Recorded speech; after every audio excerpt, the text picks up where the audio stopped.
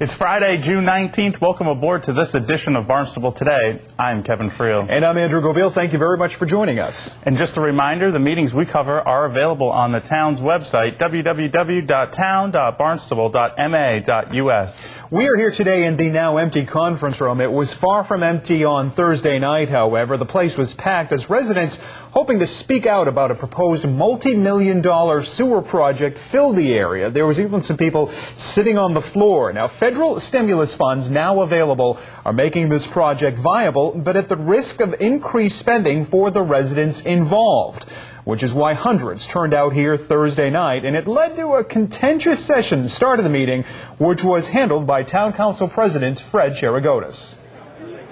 Ladies and gentlemen, please, as I guess everyone can recognize, we've exceeded the capacity of this room. So I'm going to suggest that the issues with regard to the sewer collection expansion at Lake Wequaquet, at Stewart's Creek, and the pump station, those are numbers 131, 132, and 133, will be postponed until Thursday. Or, well, you have a choice. Hold on.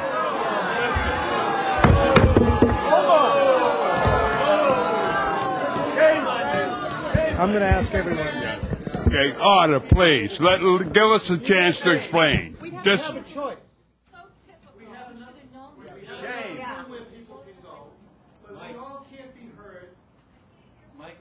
Thank you. We all can't be heard. Everyone wants to have an opportunity to speak, and everyone deserves that right. Unfortunately, we have so many people here. We have a fire code that we have to watch. We need to have a facility. Please let me speak.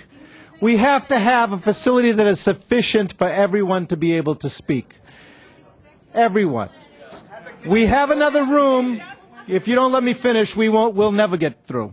We have another room that will maybe hold 30 more people, but I can't tell you that would be sufficient to allow us to continue this meeting with this number of people here. So the only thing that I can think of, and I've tried to speak to everyone, is that we need a facility that will accommodate everyone, big enough so that everyone has the chance to speak.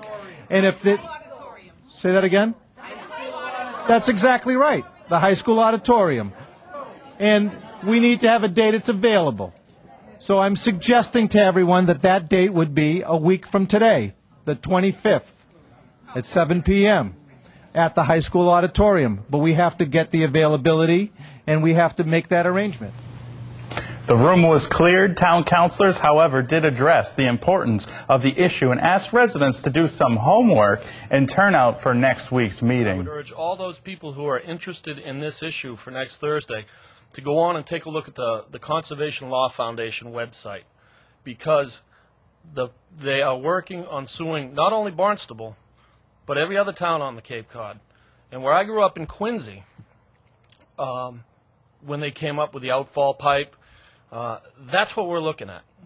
And the town, in this particular instance, has the opportunity through low-interest loans. And that's why this thing's being rushed through.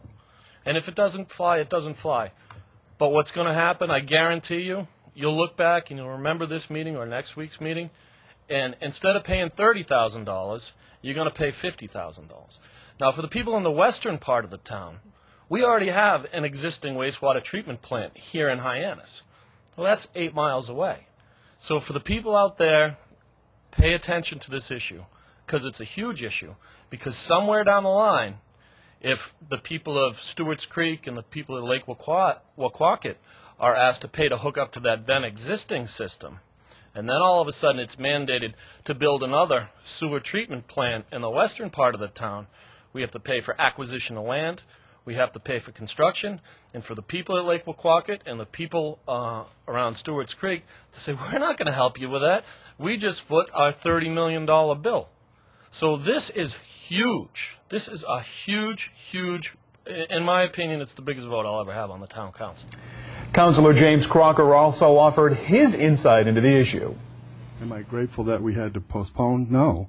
But I'm grateful they came out, because as one of our previous councilors said, this is going to be one of the hardest votes we're going to take for sure. Well, there's just no question. I don't ever remember having a vote that leveraged so much debt against individual people. So make no mistake, there isn't anybody up here who isn't solemn over the issue and doesn't understand the magnitude of it. That meeting will be held in a larger venue than this one. It is scheduled for Thursday night at 7 o'clock at Barnstable High School. Also on the agenda last night, a joint public hearing with the council and the planning board to discuss a DCPC designation. Now, DCPC is simply an acronym for District of Critical Planning Concern. But that's actually where the simplicity ends. DCPC designation must be approved by the council. Growth Management Director Joanne Bunchage shepherded this issue, this specific designation affecting the village of Centerville, along with the town's attorney and the town's planning board. After Director Bunchage spoke, a number of town residents were heard from.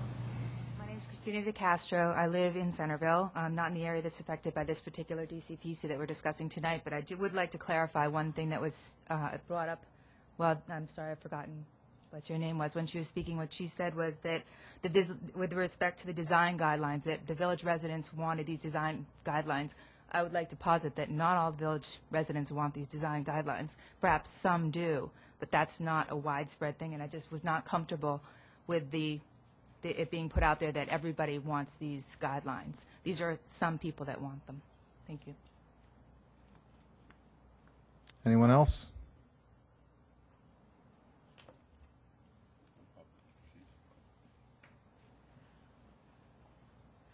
My name is Kate Singletary, and I am a small business owner in Centerville. I own the Longdell Inn on South Main Street, right down from the proposed new village district. And I'm also a member of the Centerville Civic Association and a member of the Centerville Beautification Committee. We applaud you, Growth Management, and hopefully Planning Board and Council, for taking the initiative to help us protect the uniqueness of the village. Now, you've certainly heard us all talk about character, and you've talked about character of the New England village before. But I want to tell you as a personal story as a business owner that you may not quite realize. You, if you pass these regulations, give us as business owners the hook we need in order to help all businesses in Centerville and hopefully the town of Barnstable. As a bed and breakfast owner, in the last 4 years that my husband and I have owned the business, we have totally lost count of the number of visitors who come to Centerville because of its unique character, because it's a small New England village.